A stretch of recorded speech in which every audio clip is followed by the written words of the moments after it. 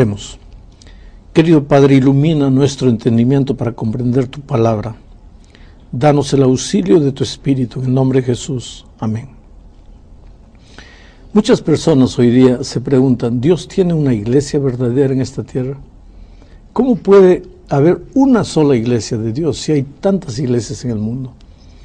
Parece que no es políticamente correcto decir que hay solo una iglesia. Da la impresión de ser muy radical.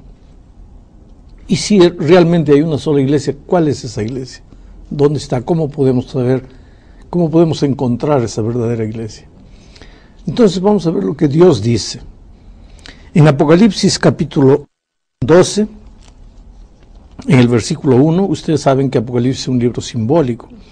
Encontramos una profecía interesante. Dice, apareció en el cielo una gran señal, una mujer vestida del sol, con la luna debajo de sus pies y sobre su cabeza una corona de 12 estrellas. Una mujer vestida de sol. Esta mujer es símbolo de la iglesia de Dios. Es interesante que en la Biblia, en profecías, simbólicamente una mujer es símbolo de iglesia. Esta mujer vestida de sol, del sol de la justicia divina, que tiene en sus pies la luna. Generalmente la luna refleja la luz del sol. ¿Dónde está reflejada la enseñanza divina? En la palabra de Dios. En otras palabras, esta es la iglesia de Dios que tiene fundamentada su doctrina, sus enseñanzas en la palabra de Dios. Pero en la Biblia también aparece la mujer vestida de rojo, la ramera, que es símbolo de la iglesia que no es de Dios. Pero evidentemente esta es la iglesia de Dios, inclusive porque sobre su cabeza tiene una corona de 12 estrellas, que evidentemente son los 12 apóstoles sobre los cuales Dios fundó su iglesia en esta tierra.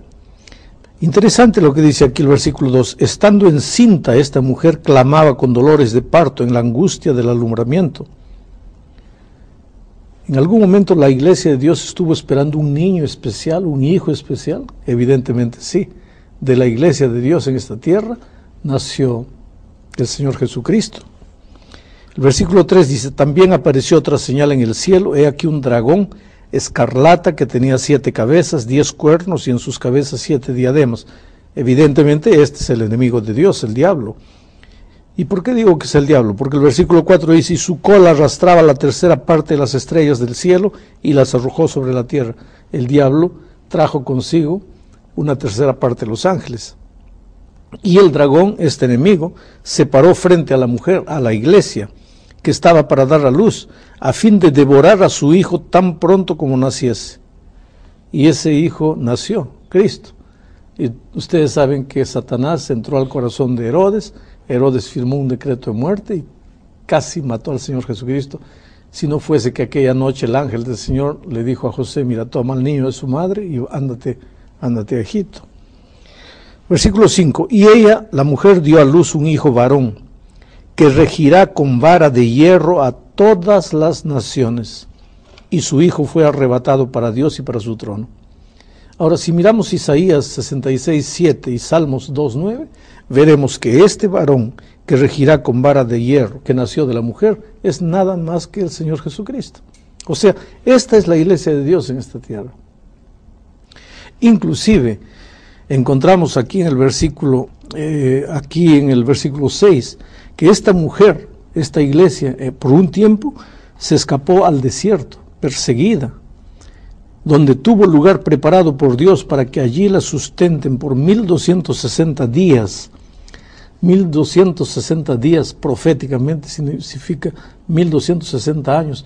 Y efectivamente en la historia de la iglesia de Dios estuvo perseguida desde el año 538 hasta el año 1798.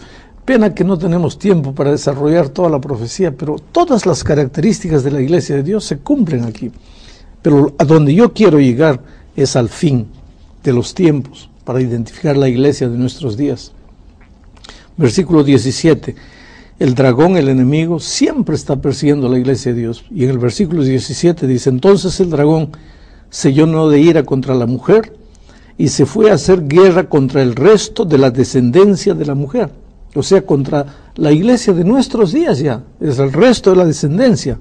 Y entonces se presentan las dos características de la iglesia de Dios en esta tierra: los que guardan los mandamientos de Dios y tienen el testimonio de Jesucristo. Quiere decir que la iglesia de Dios en nuestros días, la descendencia de esta mujer que a lo largo de los siglos fue perseguida por el enemigo, la verdadera iglesia de Dios en esta tierra tiene básicamente dos características. La primera característica: esa iglesia cree en el Señor Jesucristo. El centro de su mensaje es el Señor Jesucristo. El centro de su vida, de su experiencia, es Jesucristo. Pero no basta eso. Tiene una segunda característica. Además de predicar y de tomar a Jesús como el centro de su enseñanza, ellos guardan los mandamientos de Dios. Ellos creen que los mandamientos de Dios tienen vigencia y tratan de obedecer y andar en los caminos del Señor. Estas son las características de la iglesia de Dios. Interesante, cuando yo era un joven pastor, trabajaba en un lugar donde muy distante, yo no era pastor ordenado, no podía bautizar, entonces pedí que me mandase un pastor que pudiese hacer el bautismo. Y la última estación del ómnibus quedaba a 7 horas de donde yo estaba, entonces mandé a un muchacho indio, le dije: mira, anda a la ciudad y espera al pastor que va a llegar y tráelo. Él me dijo: pero pastor, yo no lo conozco, yo no sé quién es el pastor Aguilar. Le dije: es fácil, tú vas allá, cuando llega el ómnibus, uno de los pasajeros es el pastor Aguilar. Y él me dijo: pero hay 40, ¿cómo sé cuál de los 40 es? Le dije: mira, yo te voy a dar las características. Y le anoté en un papel. Primero, pastor Aguilar es hombre. Segundo, es un anciano. Tercero, tiene cabello blanco. Cuarto, tiene un lunar grande en el rostro. Quinto, viene vestido de terno. Sexto, trae un cartapacio negro en la mano. Entonces tú anda. Cuando ves a los pasajeros salir, miras, cuando encuentras un hombre con estas características, ese es el pastor Aguilar. El muchacho se fue. Después él me estaba contando lo que pasó. La primera persona que bajó del ómnibus, una mujer. Pastor Aguilar es hombre, esto no puede ser.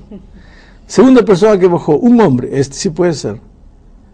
Pero este es joven y el pastor Aguilar es viejo, no puede ser. Y así fue confrontando las características hasta que vio un hombre de edad, cabello blanco, lunar en el rostro, vestido de terno, con el cartapacio en la mano, alto, delgado, con todas las características. Se acercó y le dijo: pastor Aguilar, ¿cómo está? Voy a llevarlo hasta donde está el pastor Bullón. Y el pastor preguntó: ¿Cómo sabes quién soy? ¿Cómo me conoces? Que yo tengo sus características. Bueno, parece que Dios hizo con nosotros la misma cosa. O sea que, pastor, permítame, la iglesia verdadera de Dios, según lo que nos dice la Biblia, tiene características específicas. Exacto. Ahora, hay mucha gente... Y esas dos características que están aquí: cree en Jesús y guarda los mandamientos de Dios. Ahora, hay mucha gente sincera que frecuenta la iglesia, estudian la Biblia y de alguna manera unas iglesias se atacan, si vale el término, entre otras.